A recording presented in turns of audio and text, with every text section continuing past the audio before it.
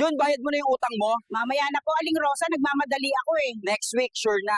Para sa'yo, aalagaan ko tong puso ko para makaipon. Naku, ang daming chika. Aling Cora, may bala ka ba magnegosyo? Aba, o naman, para sa future ng apo ko, syempre. Ayan, ang galing para di na maging hugot ang pagiging single. Where is our forever? I think it's in the trash with the sunflowers. No wonder it hurt so much, you soaked it in water. Grabe, ang sakit pala talaga ng iniwan. Kaya nga parang chicken joy na nawala ng gravy. Baka naman may forever pa, pero sa ibang branch na lang. Bakit ang lungkot mo, Chloe? May problema ba? Wala naman po, tita. Busog lang ako sa drama. Lola, ano ba sekreto mo sa matibay na pag-ibig? Anak, wala yan sa sekreto, kayanin mo lang. Kaya pala single ka pa rin hanggang ngayon, Lola. Jun, bayad mo na yung utang mo. Naku, Aling Rosa, nawala yung wallet ko eh. Sus, next week ulit? Sana nga next week, di na ako mag-asa ng forever. Nak, may balita ka ba kay Inday? Naku, ang daming chika. May bago na naman daw siyang chicks. Ay, nako, parang palit-palit lang ng damit. Sana all, no? Nay, ano po ba sekreto niyo sa forever? Wala. Lumaban lang ako, anak. Pati sa mga naghahanap ng pang-forever na kuko sa paa. Mark, bayad na sa tindahan. Mama, next week na po. Swear. Next week na naman. Parang utang ko na rin sa langit to. Uy, nakita ko si dating crush. Ang ganda pa rin. Grabe, may kasama na pala siyang mas gwapo. Ay, nako, siguro nga. Destiny talaga ang may gusto sa'yo.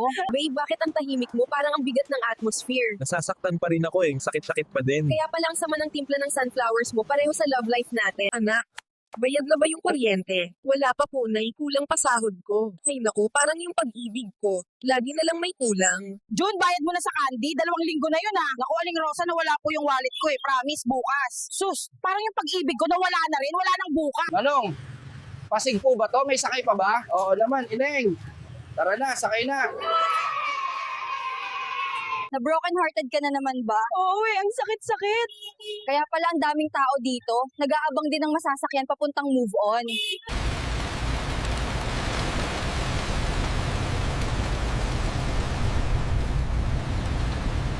Miguel, bayad na sa utang mo? Sandali lang po, Aling Rosa.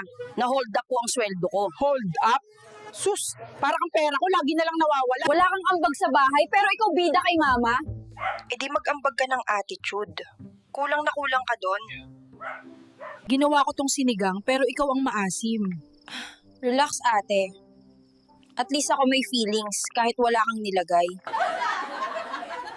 Lola, ano po sekreto niyo sa long life?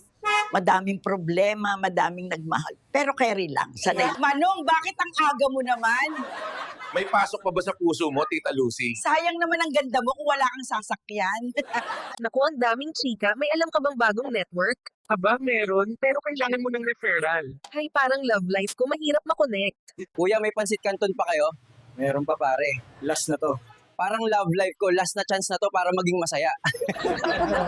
Tita, ang ganda mo naman. Single ka pa ba? Naku, Hiho, matagal na akong byuda. Kaya pala, ang galing mong mag-alaga ng mga pamangkin. Parang pasahero lang sa jeep, sunod-sunod. Nasaan na yung forever natin? Parang bula lang. Ewan ko. Siguro na high tide na. Kaya pala ang sakit, nalunod sa asin ng puso ko. Miguel, bayad na sa utang mo? Nay, kulang pa po yung sweldo ko eh. Sus, Parang pag-ibig yan, ang tagal dumating.